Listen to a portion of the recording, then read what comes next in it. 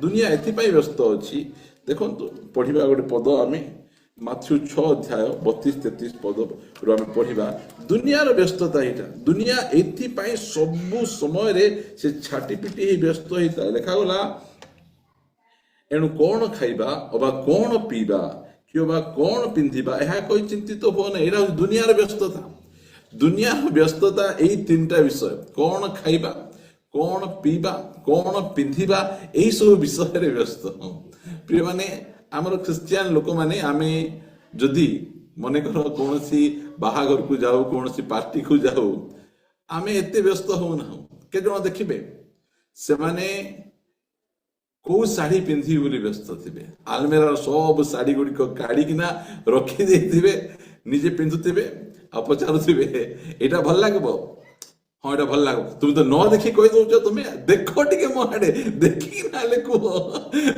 देखी कहले असुविधा न देखी कहले असुविधा बहुत असुविधा एथि व्यस्त आमर कौन पेंट गोटे सार्ट गोटे गले हो आम पचारा पचर ना गुड़ा ढिला था गुड़ा टाइट था पिंधि पलि मात्र व्यस्तता थी आमर भौणी मान आमर ये जो भौणी मान कथा कहने अन्य भौणी मान कथा मुझे आपण मैंने बहुत भल आप सब विषय व्यस्त नुहति प्रिय माने केते व्यस्त लोक मानकर आमे को विषय आमे व्यस्त हेबार आवश्यक रही आमर व्यस्तता क्यों विषय को नहीं व्यस्त हेबार दुनिया को देखंतु ए माने एई सब विषय को नहीं किना व्यस्त कौन खाइबी कौन पीबी कौन पिंधिबी ए सब को नहीं किना दुनिया आज बिजी सकाळ आपण देखिबे सकाळ उठी गाड़ी धरी विभिन्न प्रकार भाबे याडे धा सियाडे धा आमे मध्ये आमे धाउछु मात्र आमे एई सब विषय आमे व्यस्त ना हो आमे दुनियार व्यस्तता यहाँ आज माँ बाप पाठ पढ़े न कौन खाइबू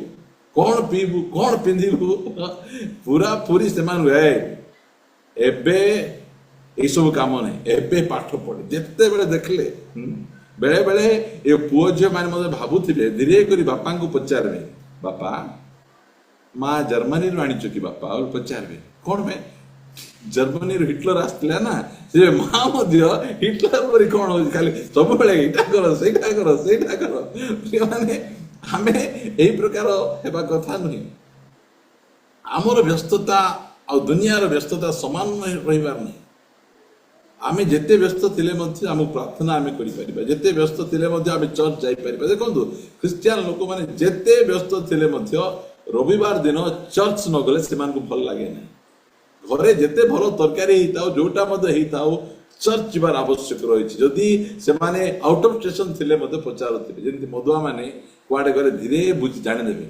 याडे कुआडे अछि कि भाटीटा सांगे सांगे से माने मु टिके बाथरूम जाउची बरी दीपेक मार दी पया आसीबे आमे मध्य सेही प्रकार आम माने व्यस्त हेबार अछि को विषय में व्यस्त दुनियार व्यस्तता एटा एई विषय को नहीं दुनिया पूरा भयंकर भाव रे व्यस्त व्यस्त व्यस्त रही मात्र देखंतु पाउलंकर व्यस्तता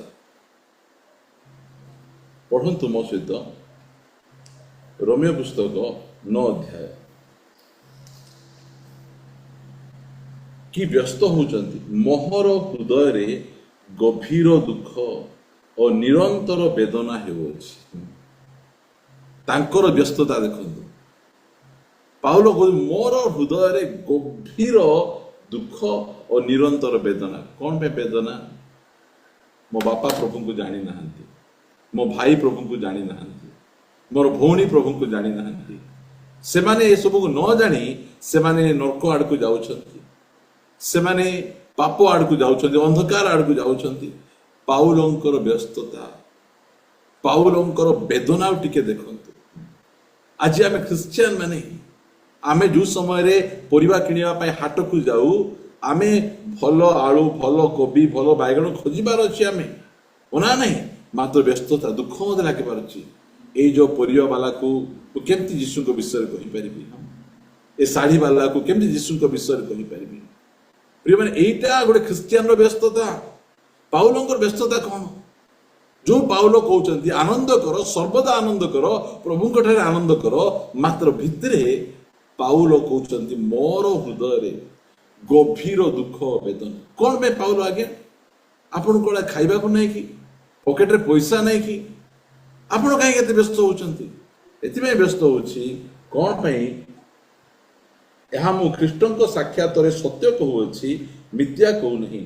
ମୋହର ବିବେକ ପବିତ୍ର ଆତ୍ମାଙ୍କ ପ୍ରଭାବରେ ମୋ ସହିତ ସାକ୍ଷ୍ୟ ଦେଉଅଛି। କାରଣ ଯେଉଁମାନେ ଶାରୀରିକ ଭାବରେ ମୋହର ଆତ୍ମୀୟ, ଏପରି ମୋହର ଭାଇମାନଙ୍କ ନିମନ୍ତେ ମୁଁ ନିଜେ ଖ୍ରୀଷ୍ଟଙ୍କ ଠାରୁ ପୃଥକ ରହି ଶାପଗ୍ରସ୍ତ ହେବା ପାଇଁ ଇଚ୍ଛା କରିପାରନ୍ତି। ଯେଉଁମାନେ ଶାରୀରିକ ଭାବରେ ତା ନିଜ ଲୋକ ବାହାଘରେ ଡାକୁନାହାନ୍ତି, ବୁଝନ୍ତୁ, ସୁଖ ଦୁଃଖରେ ଡାକୁନାହାନ୍ତି, ଡାକିଲେ ଆସୁନାହାନ୍ତି। କ'ଣ ପାଇଁ? କାରଣ ଯୀଶୁ ଖ୍ରୀଷ୍ଟଙ୍କୁ ଗ୍ରହଣ କରିଛନ୍ତି। ମାତ୍ର ପାଉଲଙ୍କର ବେଦନା ଦେଖ, ସେମାନେ ତାଙ୍କୁ ମୁହଁ ଉପରେ ଥୁମ୍ପିଲେ ମଧ୍ୟ, ବିଭିନ୍ନ କଥା ନ ହେଲେ ମଧ୍ୟ ତୁ ଧର୍ମକୁ ବିକିଦେଲୁ, ଆଉ ଟଙ୍କା ନେଇ ଖ୍ରୀଷ୍ଟିଆନ ହେଲୁ, ବିଭିନ୍ନ ପ୍ରକାର କଥା କହିଲେ ମଧ୍ୟ ପାଉଲଙ୍କର ହୃଦୟର ବ୍ୟସ୍ତତା। ଆଜି ଗୋଟେ ଖ୍ରୀଷ୍ଟିଆନ ଭାବରେ ଆମେ ଏଇ ବିଷୟରେ ବ୍ୟସ୍ତ ହେବା, କେମିତି ଗୋଟେ ଆତ୍ମା ଲାଭ କରିବି, କେମିତି ମୁଁ ମୋର ଆତ୍ମୀୟ ପରିଜନକୁ ପ୍ରଭୁଙ୍କ ନିକଟକୁ ଆଣିବି, କି ପ୍ରକାର ଭାବରେ ସେମାନଙ୍କୁ ଯୀଶୁଙ୍କର କଥା ମୁଁ କହିବି। ଆଜି ଗୋଟେ ଖ୍ରୀଷ୍ଟିଆନର ବ୍ୟସ୍ତତା ଏଇଟା ହେବାର ଅଛି। ଆଜି ଆମର ପ୍ରାର୍ଥନା ମଧ୍ୟ ସେଇଟା ହେବାର ଅଛି। ଏଇଟା ହେଉଛି ପ୍ରକୃତର ଗୋଟେ ବ୍ୟସ୍ତ। ଦୁନିଆ କ'ଣ ଖାଇବି, କ'ଣ ପିଇବି, କ'ଣ ପିନ୍ଧିବି, ଏଇଟା ନେଇକି ବ୍ୟସ୍ତତା। ଗେହେଜୀଙ୍କର ବ୍ୟସ୍ତତା କେମିତି ନାମାନ ଯୋଉ ସୁନା ବୁନ୍ଦା ରଖିଛି ସେଠିରୁ କେମିତି ମିଛ କଥା କହିକିନା ସୁନା ଧରି ପଳେଇ ଆସିବି, ସେଟା ବ୍ୟସ୍ତତା। ପ୍ରିୟମାନେ, ଆଉ ଜଣେ ରାଜା ଯେ କି ଆହାବ ରାଜା, ତାଙ୍କର ବ୍ୟସ୍ତତା କେମିତି ମୁଁ କି ପ୍ରକାର ଭାବରେ ନାବୋଲଙ୍କର ଦ୍ରାକ୍ଷା କ୍ଷେତ୍ରକୁ ମୁଁ ହଡପ କରିପାରିବି, ସେଠାରେ ସେ ବ୍ୟସ୍ତ। ସେ କାନ୍ଦି ପକାଉଛନ୍ତି, ମତେ ଗୋଟେ ଜମି ମିଳୁନାହିଁ, ସେ ମୋର ଘର ପାଖରେ ଥିବା ଜମି ମିଳିଥାନ୍ତା କି। ଆଜି ଦେଖନ୍ତୁ, ଆମକୁ ଘର ଅଛି, ଆମକୁ ଦ୍ୱାର ଅଛି, ହେଲେ ମଧ୍ୟ ଆମ ଘର ପାଖରେ ଥିବା ଏଇଟା ଜମି ମିଳିଥାନ୍ତା କି, ସେଇଟା ଜମି ମିଳିଥାନ୍ତା କି, ସେଠି ପ୍ଲଟ କିଣିଥାନ୍ତି, ସେଠି ପ୍ଲଟ କିଣିଥାନ୍ତି। ଏଇ ପ୍ରକାର ଆଜି ଜମି ପାଇଁ ଲୋକମାନେ ବ୍ୟସ୍ତ।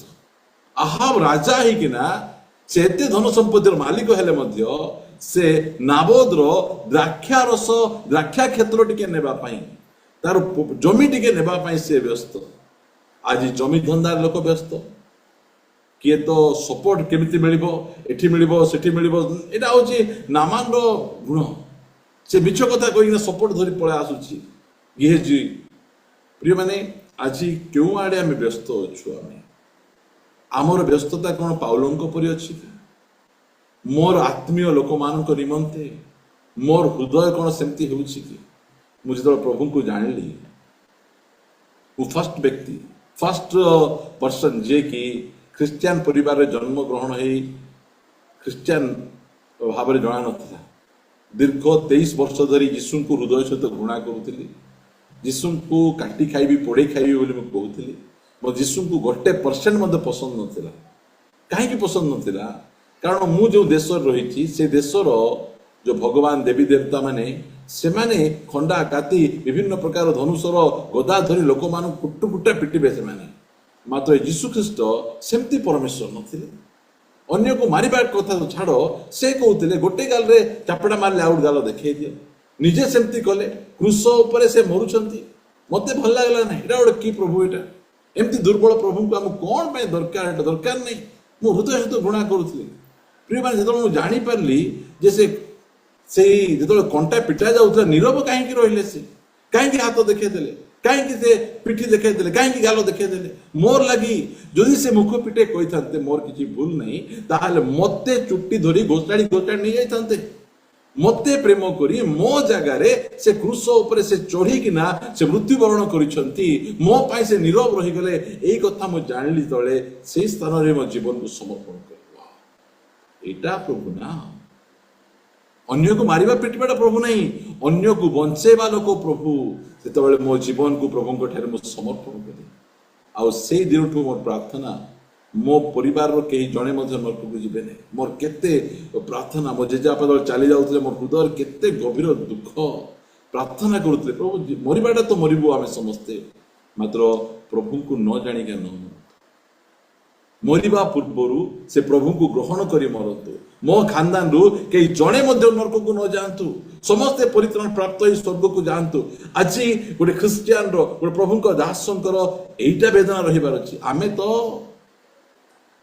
ଭାଇ ବନ୍ଧୁ ସହିତ ଗଣ୍ଡଗୋଳ ଲାଗି ମୁହଁକୁ ହାଣ୍ଡି ପରି କରି ଫୁଲେଇ ସେମାନଙ୍କ ସହିତ ମିଶୁନୁ। ଆମେ कथबार्ता आम होनु आम से केमती आम लाभ करिपरिबा आम एटा हमर समस्या रहउछि प्रिय माने पाउलंकर गभीर दुख देखो पाउलंकर व्यस्तता पाउल क्यों विषय रे से व्यस्त होचंती आज आम क्यों विषय व्यस्त है आज मु कोन आत्मा मान निमंते व्यस्त अछि कि अजा आत्मा मान निमंते मोर परिवार रो सदस्य मान निमंते मोर व्यस्तता अछि कि प्रभु मान को सहायता करନ୍ତୁ प्रिय माने पाउलंकर हृदय जमती आम हृदय मध्य सेमिति हेबार निहाती आवश्यक रही अछि मु पढ़ी आपण मान को सुनेबा पाई चाहे पाउलंकर व्यस्तता आ गोटे व्यस्तता द्वितीय कोरिन्थीय पुस्तक 11 अध्याय से कि प्रकार भाव व्यस्त होचंती तांकर व्यस्तता कौन 11:28 लिखा गला मु पढ़ुची आपण माने सुनंतु एति लिखा जाउची अवशिष्ट समस्त विषय छड़ा आ गोटे विषय प्रतिदिन मो उपरे माड़ी आसुची अर्थात मंडली समूह निमंते चिंता कोथि पाई चिंता मंडली पाई चर्च पाई से व्यस्त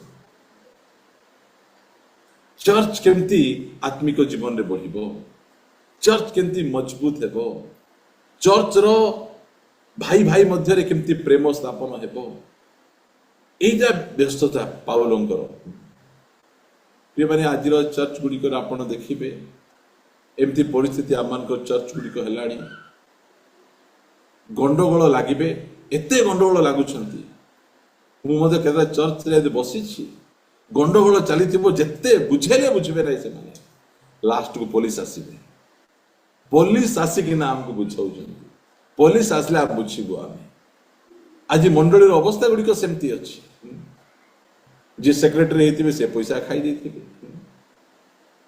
जे प्रेसिडेंट पद थे किसी काम करुन मात्र वर्ष वर्ष धरी से पदक लगिया रही थे किए तो शारीरिक अभिलाष पूर्ण हो गए आज पाउलंकर व्यस्तता देखते हजात्मा मान निमंते से व्यस्त अच्छा व्यस्तता कौन तांकर व्यस्तता मंडली निमंते मंडली जे प्रकार पवित्र निष्कलंक निखुंत रहिबो मंडली रे ओटे विश्वासी भाई भौणी माने आ ओटे विश्वासी भाई भौणी मान को प्रेम करिवे तांकर चिंता सब बेले मंडली की प्रकार एक ही परिबो गोटे रोटी आमे खाउछु गोटे पान पात्र रे आमे पान करूछु आमे मात्र आमान को हजार मत थाउछि केते दुखर विषय प्रभु आमान को सहायता करंतु अनुग्रह करंतु प्रिय माने पाउलंकर चिंता पाउल व्यस्त केमती होचन देखंतु एटा व्यस्तता आज कौन आम सब विषय को नहीं व्यस्त अच्छु कि आम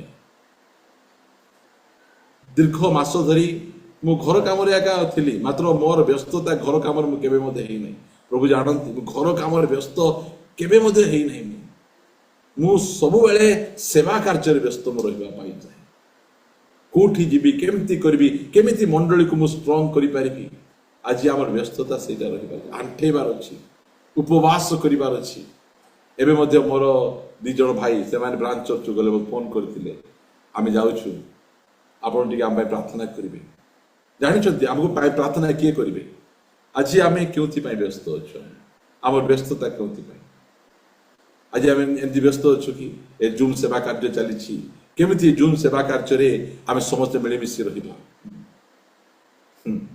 मिले मिसी रहिबे जने गीत गाइले आ जने मुह मुड़ुथुबो कि ए गीत गाउछि आकु जणा गीत बेसी आंकु ए परिचालना करिवार दायित्व किए देला एमिति परिचालना करिवे आंकु जणा नै ठीक रे परिचालना करिवा पई एमाने पुनी लीड करिवे आमे बसी सुनुथिबो हमर स्टोरी जाको भयंकर थिबो बेले कह दी 5 जन ठिया आम धीरे से कंट्रोल वाला कहे समस्त माइक टा स्लो कर दे मोर माइक टा टिके बढ़ेना थो कार शुभले के न शुभले के मोर फटा डबा बाजुबार डण प्रिय माने एमती कि दुखर विषय गुड़िक मंडली भितर यही प्रकार परिस्थिति गुड़िक रही जदि कथबार्ता है वक्ता को डाकिले ताले डिसाइड कर ମୁଁ ଏଇ ମିଟିଂ କୁ ଆସିପାରିବି ନାହିଁ। କଣ ପାଇଁ? ମୁଁ ଯୋଉ ବକ୍ତା କୁ କହିଲି ସେ ବକ୍ତା କୁ ତମେ ଡାକିନ, ମୁଁ କେମିତି ଆସିବି? ମୋର କଥା ରହିଲା କୁଆଡେ? ମୋର କଥା ଯୋଉଠି ରହିବ ନାହିଁ ମୁଁ ସେଠି ରହିବି। ଆରେ ଆର କଥା ରହିବାର ଅଛି ପୁଣି। କେମିତି ପରିସ୍ଥିତି ଆମର ପ୍ରିୟମାନେ, ଆମମାନଙ୍କର ଜୁମ୍ ରେ ପ୍ରଭୁଙ୍କର କଥା ରହିବ, ଆମର କଥା ରହିବାର ନାହିଁ। ପ୍ରଭୁ ହିଁ ସର୍ବସର୍ବା ଅଟନ୍ତି। ଏଠି କିଏ ସର୍ବସର୍ବା ନୁହନ୍ତି। ପ୍ରଭୁ ଆମମାନଙ୍କୁ ସାହାଯ୍ୟ କରନ୍ତୁ। ଆଜି ଆମେ ଆମର ସମସ୍ତଙ୍କର ଚିନ୍ତା ରହିବାର ଅଛି। ଏଠି ଆମେ ଏତେ ରହୁଛୁ, ଆମେ ସମସ୍ତେ କେମିତି ଏକ ହେବା, ମିଳିମିଶି କରିବା, ଆଉ ଏହି ସେବା ଦ୍ୱାରା ଆମେ କେମିତି ଅନେକ ଲୋକମାନଙ୍କୁ ଆମେ ପ୍ରଭୁଙ୍କ ପାଇଁ ଆମେ ଲାଭ କରିପାରିବା, ମଣ୍ଡଳୀକୁ ବିଲ୍ଡଅପ୍ କରିପାରିବା, ଆମ ଅଞ୍ଚଳରେ ଆମେ ଗୋଟେ ଉଦ୍ଦୀପନାର କାରଣ ହେଇପାରିବା, ଆମର ଏଇ ଜୁନ୍ ସେବା କାର୍ଯ୍ୟ ଦ୍ୱାରା ମଣ୍ଡଳୀ ଗୁଡ଼ିକ କେମିତି ଷ୍ଟ୍ରଙ୍ଗ ହେବେ, ଏଇଟା ଆମର ଉଦ୍ଦେଶ୍ୟ ଆମେ ରହିବାର ଅଛି। ପ୍ରିୟମାନେ, ଉଦ୍ଦେଶ୍ୟ ବିହୀନ ଜୀବନ ନଥିବାର ଅଛି ଆମର। ଆମେ ଗୋଟେ ଲକ୍ଷ୍ୟ ରଖିକିନା ଆମେ ଚାଲିବାର ଅଛି। ଯେତେବେଳେ ବାଇବଲ ଲଭର ଟ୍ୟୁଟର୍ସ ଆମେ ଲିଡ୍ କରୁଛୁ, ସେତେବେଳେ ଆମର ଗୋଟେ ଲକ୍ଷ୍ୟ, ଆମେ ସବୁ ଜାଗାକୁ ଯାଇପାରିବୁ ନାହିଁ, ମାତ୍ର ଯେଉଁ ଯେଉଁ ସ୍ଥାନ ମାନଙ୍କରେ ଆମ ଖ୍ରୀଷ୍ଟିଆନ ଭାଇ ଭଉଣୀ ମାନେ ଅଛନ୍ତି ସେମାନଙ୍କୁ ବାକ୍ୟ ଦ୍ୱାରା ସେମାନଙ୍କୁ ଆମେ ତିଆରି କରିବା ପାଇଁ ଚାହୁଁଛୁ, ଯାହାଦ୍ୱାରା କି ସେମାନଙ୍କର ମଣ୍ଡଳୀରେ ସେମାନେ ବ୍ୟବହୃତ ହେଇପାରିବେ। ତାଙ୍କ ଦ୍ୱାରା ତାଙ୍କର ମଣ୍ଡଳୀ ଆହୁରି ଅଧିକ ଆତ୍ମିକ ଜୀବନରେ ବଢିପାରିବ, ମଜବୁତ ହେଇପାରିବ। ପ୍ରିୟମାନେ, ଏଇଟା ଆମମାନଙ୍କର ଲକ୍ଷ୍ୟ। ପାଉଲ କେତେ କଷ୍ଟ ପାଉଛନ୍ତି ଏଠି ଦେଖନ୍ତୁ। ପାଉଲ ସେତେବେଳେ ଲେଖୁଛନ୍ତି, ସେ ଆମେ 28 ପଦ ପଢିଲୁ, 24 ପଦରେ କଣ ଲେଖୁଛନ୍ତି? ମୁଁ ଜିହୁଦୀ ମାନଙ୍କ ଠାରୁ 5 ଥର 39 ପ୍ରହାର ପାଇଅଛି। ଏଇଟା ଯାକ ତାଙ୍କ ଖାତିର କରୁନାହାନ୍ତି। ସେ କହିଥାନ୍ତେ, ଓହୋ, ଗୋଡରେ ମାରିବା ବଥା ମତେ କିଛି ଲାଗିଲା ନା, ପିଠିର ବଥା ଏବେ ଯାଏ ଅଛି। ଏଇ ପିଠିର ବଥାଟା ମତେ ବେଶୀ ବ୍ୟସ୍ତ କରୁଛି, ମୋ ଆଣ୍ଠୁ ବଥାଟା ମତେ ବହୁତ ବ୍ୟସ୍ତ କରୁଛି। ଏମିତି କହୁନାହାନ୍ତି। ସେ ତାଙ୍କୁ କଷ୍ଟ ହେଇଛି, ସେ ବହୁତ ପ୍ରକାର ମାଡ ଖାଇଛନ୍ତି, ପଥର ମାଡ ଖାଇଛନ୍ତି, ମାତ୍ର ଏତେ ସବୁ ହେଲା ପରେ ମଧ୍ୟ ସେ କହୁଛନ୍ତି, ମୁଁ ଅନ୍ୟ ସବୁ ବିଷୟ ପାଇଁ ବ୍ୟସ୍ତ ନାହିଁ। ତାଙ୍କର ବ୍ୟସ୍ତତା କଣ ପାଇଁ? ମଣ୍ଡଳୀ ପାଇଁ। କେତେ କଷ୍ଟର ବିଷୟ। ଆଜି ମଣ୍ଡଳୀ ଭିତରେ ଭ୍ରାନ୍ତ ଶିକ୍ଷା, ଆଜି ମଣ୍ଡଳୀ ଭିତରେ ରାଜନୀତି ପଶି ଯାଇଛି। ଦେଖନ୍ତୁ, ବିଜୟ ଥାଲାପତି ରାଜନୀତି କଲେ, ମୁଖ୍ୟମନ୍ତ୍ରୀ ହେଇଗଲେ। ଆମେ ମଣ୍ଡଳୀ ଭିତରେ ରାଜନୀତି କରି କରି ମଣ୍ଡଳୀକୁ ଭାଙ୍ଗବା ପାଇଁ ଆମେ ସବୁବେଳେ ପ୍ରସ୍ତୁତ ଥିବୁ। ଆମେ ମଣ୍ଡଳୀ ଭିତରେ ରାଜନୀତି ନାହିଁ, ରାଜାଙ୍କର ନୀତି ଚାଲିବାର ଅଛି, ତାହେଲେ ଯାଇକିନା ମଣ୍ଡଳୀ ଷ୍ଟ୍ରଙ୍ଗ ହେଇପାରିବ। ପ୍ରଭୁ ଆମମାନଙ୍କୁ ସାହାଯ୍ୟ କରନ୍ତୁ। ପ୍ରିୟମାନେ, ଆମର ବ୍ୟସ୍ତତା କଣ ପାଇଁ? କେଉଁ ବିଷୟକୁ ନେଇ ଆମେ ବ୍ୟସ୍ତ ରହୁଛୁ? ଆମ ମନରେ ଧ୍ୟାନ କଣ? ଯେତେବେଳେ ଗୁରୁବାର ଆସେ, ସମୟ ଆସେ, ଆମେ ପ୍ରାର୍ଥନା କରୁଥାଉ। ଆଜି ୟୁନାଇଟେଡ ଓଡିଆ ପ୍ରେୟର ଫେଲୋସିପରେ ଆମେ ଯିବୁ, କଣ କହିବାର ଅଛି? ପ୍ରଭୁ ତୁମେ କଣ ଚାହୁଁଛ? କଣ କହିଲେ ଯାଇକିନା ପ୍ରଭୁ ଯେ ଲୋକମାନେ ଆତ୍ମିକ ଜୀବନରେ ବଢିପାରିବେ, ଷ୍ଟ୍ରଙ୍ଗ ହେଇପାରିବେ? ପ୍ରଭୁ ଆମକୁ ସାହାଯ୍ୟ କରନ୍ତୁ। ପାଉଲଙ୍କ ପରି ଆମେ ମଧ୍ୟ ମନ ଧାରଣ କରିବାର ଅଛି, ଆଉ ଆମେ ମଧ୍ୟ ସେହି ପ୍ରକାର ଭାବରେ ବ୍ୟସ୍ତ ରହିବାକୁ ପଡିବ। ପଢିବା ଯାତ୍ରା ପୁସ୍ତକ 33 ଅଧ୍ୟାୟକୁ ଆମେ ଯିବା। ଆମେ ଯାତ୍ରା ପୁସ୍ତକ 33 ଅଧ୍ୟାୟ, କେତେ ସୁନ୍ଦର ବିଷୟ ସେ ଲେଖୁଛନ୍ତି। ଯାତ୍ରା ପୁସ୍ତକ 33 ଅଧ୍ୟାୟରେ ମଶା ପ୍ରଭୁଙ୍କ ସହିତ କଥାବାର୍ତ୍ତା ହଉଛନ୍ତି। ସେଇ ସମୟରେ ସେ ଏଇ ଜାଗାରେ ମଶା ପ୍ରଭୁଙ୍କ ସହିତ କଥାବାର୍ତ୍ତା ହେଲା ବେଳେ ସେ ତାଙ୍କୁ କଣ କହୁଛନ୍ତି? ପ୍ରଭୁଙ୍କ ସହିତ 40 ବର୍ଷ ଚାଲିଲା ପରେ ପ୍ରଭୁଙ୍କୁ ସେ କହୁଛନ୍ତି, ପ୍ରଭୁ 40 ବର୍ଷ ଚାଲିଛି, ତୁମ ରୋଗକୁ ମୁଁ ଶୁଣିଛି, ଏବେ ମୁଁ କଣ ଚାହୁଁଛି? ତୁମର ଗୌରବ ଦେଖିବା ପାଇଁ ଚାହେଁ, ତୁମର ମୁଖ ଦେଖିବାକୁ ଚାହେଁ, ତୁମର ଚେହେରା ଦେଖିବା ପାଇଁ ଚାହେଁ। ତାଙ୍କର ଚିନ୍ତା, ମୁଁ କେମିତି କରି ପ୍ରଭୁଙ୍କୁ ଟିକେ ଦେଖିଦେବି, କେମିତି କରି ପ୍ରଭୁଙ୍କର ଟିକେ ଝଲକ ପାଇଯିବି। ମଶାଙ୍କର ଏଇଟା ଚିନ୍ତା। 10 ପଦରେ ପଢୁଛି,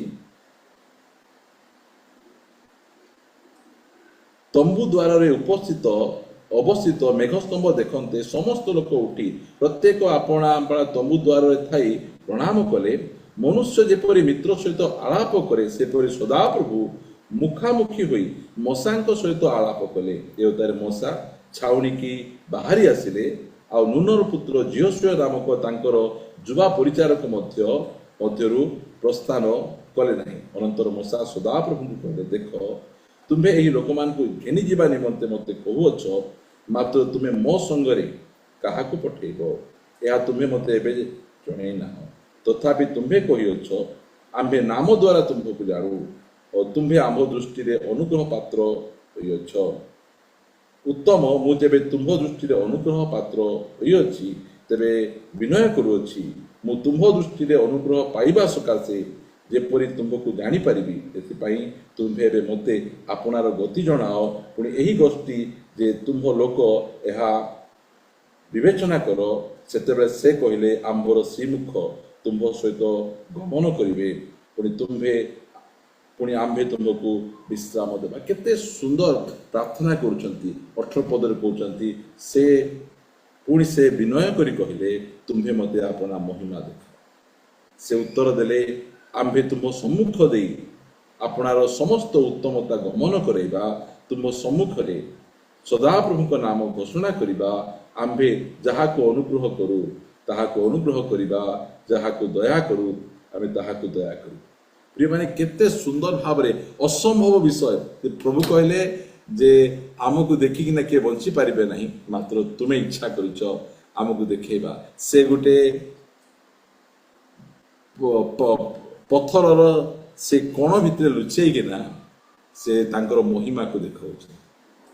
आछि आमे कोन पे व्यस्त रहबा प्रभु मु तुम महिमा देखिबा पाई चाहे मु तुम प्रेजेंस देखिबा पाई चाहे मु तुमर गौरव देखिबा पाई चाहे।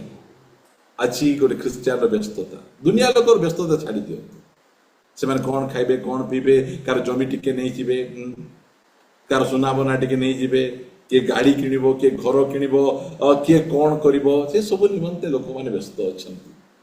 व्यस्त रुहंतु से माने प्रभु को जानि नांती प्रभु को जानिबा लोक माने आमको मध्य गाड़ी दरकार घर दरकार आमको मध्य जमी दरकार विभिन्न विषय दरकार मात्र आम व्यस्त क्यों विषय अच्छु सेटा हला बड़ विषय आमर व्यस्तता क्यों विषय को नहीं आम व्यस्त अच्छु आमे कोन परमेश्वर महिमा देखिबा पाई प्रभुंकर गौरव देखिबा पाई जितेबाला मुझे आपण गीत संगीता 27 गीत पढ़ा चाहे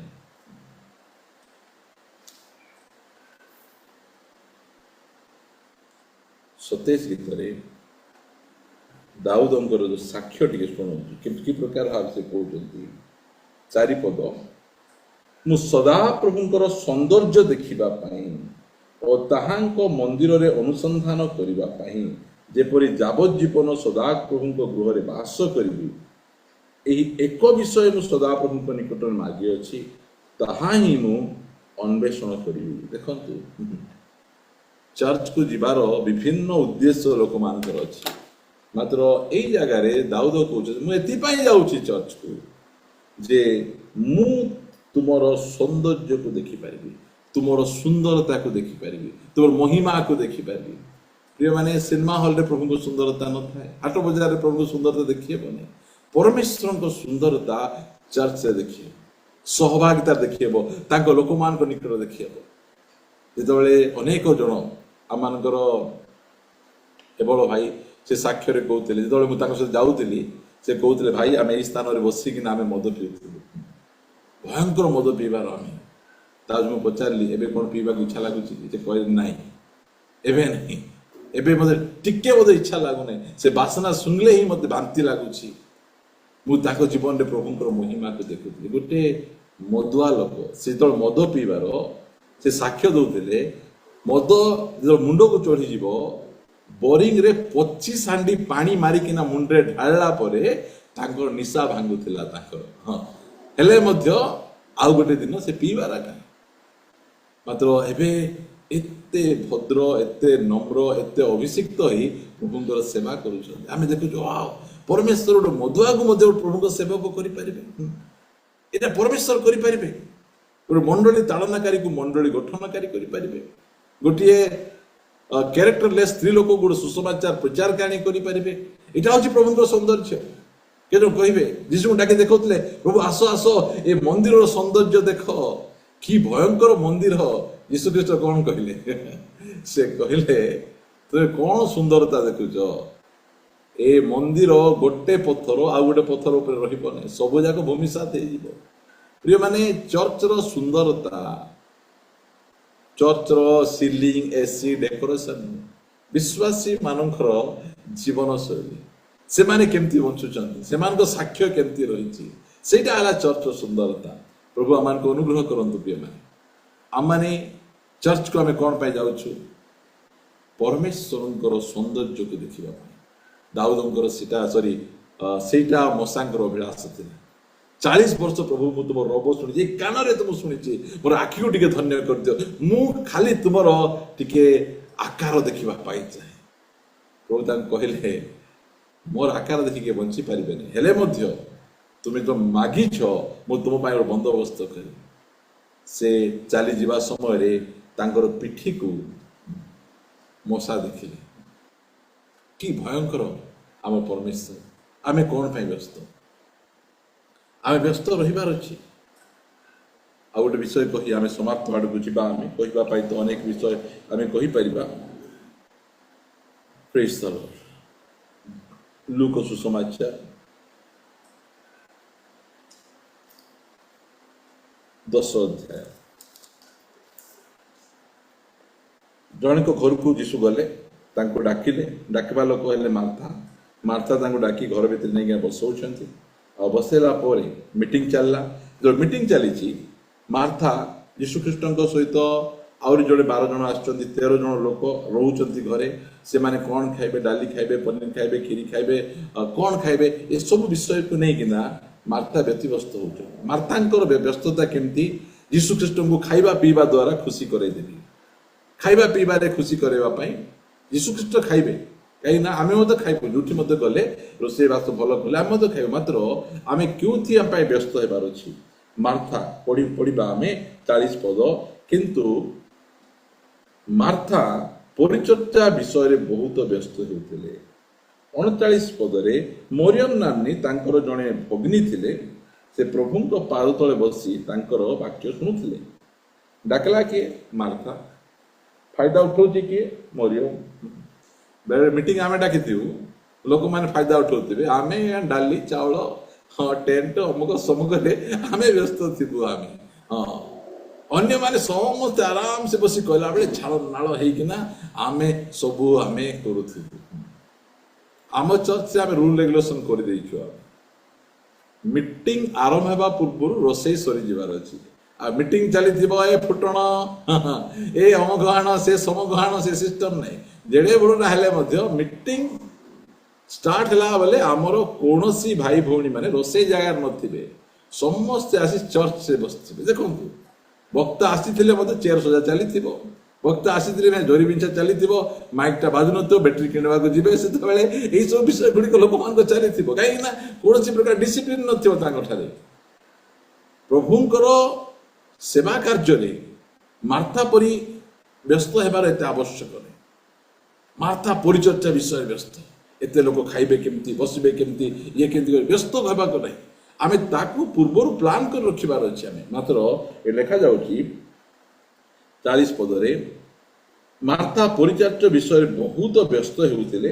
ଏଣୁ ସେ ତାହାଙ୍କ ନିକଟକୁ ଆସିଲେ, ଆସି କହିଲେ, ହେ ପ୍ରଭୁ, ମୋର ଭଉଣୀ ଯେ ଏକାକୀ ମୋ ଉପରେ ପରିଚର୍ଚ୍ୟାର ଭାର ପକାଇ ଦେଉଅଛି। କାହାକୁ ଆସି କହୁଛନ୍ତି? ଯୀଶୁଖ୍ରୀଷ୍ଟଙ୍କୁ। ଆଜିକାଲିର ମାର୍ଥା ଯୀଶୁଖ୍ରୀଷ୍ଟଙ୍କୁ କହିବେ ନା, ହଇଲ ତୁ ବସିଥାଲ, ମୁଁ ଖାଲି କରୁଥିବି, ତୁ ଖାଲି ବସିଥା ହେଲା, ତୁ ଅମୁକ କରୁଥା। ଡାଇରେକ୍ଟ ମରିୟମକୁ ଯାଇକି ଝାଡ଼ି ପକେଇବେ। ତା ପଛେ 2 ଜଣ ପରସ୍ପରକୁ ନାଲି ଆଖି ଦେଖା ଦେଖି ଚଣ୍ଡୀ ବୋଲିକି 2 ଜଣ କଥା ନାହିଁ, ବାର୍ତ୍ତା ନାହିଁ, ମିଟିଂ ଯାଇ ଚାଲିଥିବ ସେଇଟା। ମାତ୍ର ଏ ମାର୍ଥା ବହୁତ ବଢିଆ ମାର୍ଥା। ପ୍ରଭୁଙ୍କୁ ଜାଣିଥିବା ଜଣେ ମାର୍ଥା ନା। ସେ କହିଲା, ଫାଷ୍ଟରେ ମୋର ଭଉଣୀ ପାଖକୁ ଗଲେ ହେବ ନାହିଁ, ତାକୁ କହିଲେ ସେ ଉଲ୍ଟା ମତେ ଗାଳି କରିବ, ସେଥିପାଇଁ ମୁଁ ଯୀଶୁଙ୍କୁ ଯାଇକିନା କହିବି। ଫାଷ୍ଟ ସେଇଟା କାମ। ଆମର ଭାଇ ଭଉଣୀ ସ୍ୱାମୀ ସ୍ତ୍ରୀଙ୍କର କିଛି ଯଦି ଆମେ ଦେଖିଲୁ, ଆମେ ତାଙ୍କୁ କହିବା ଆଗରୁ ଯୀଶୁଙ୍କୁ କହିବାର ଅଛି।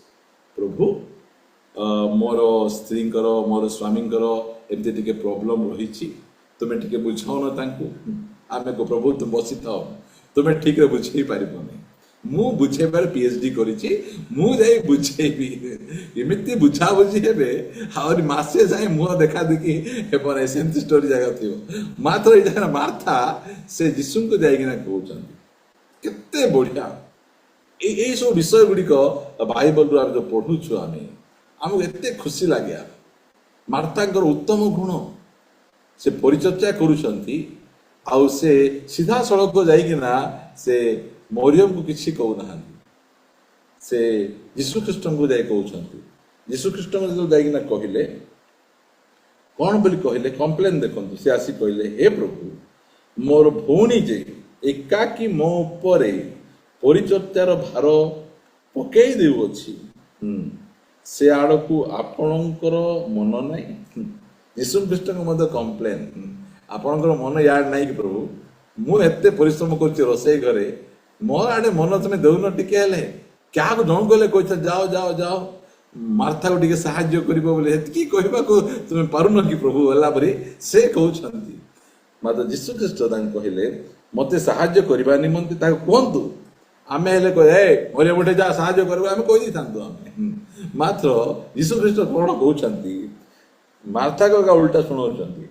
କିନ୍ତୁ ପ୍ରଭୁ ତାଙ୍କୁ କହିଲେ, କେତେ ପ୍ରେମରେ କହୁଛନ୍ତି, ଖାଲି ମାର୍ଥା ବୋଲେ ପ୍ରେମ ନଥାନ୍ତା, କଣ ମାର୍ଥା ମାର୍ଥା, ତୁମେ ବହୁତ ବିଷୟରେ ଚିନ୍ତିତ ବ୍ୟତିବ୍ୟସ୍ତ ହେଉଅଛ।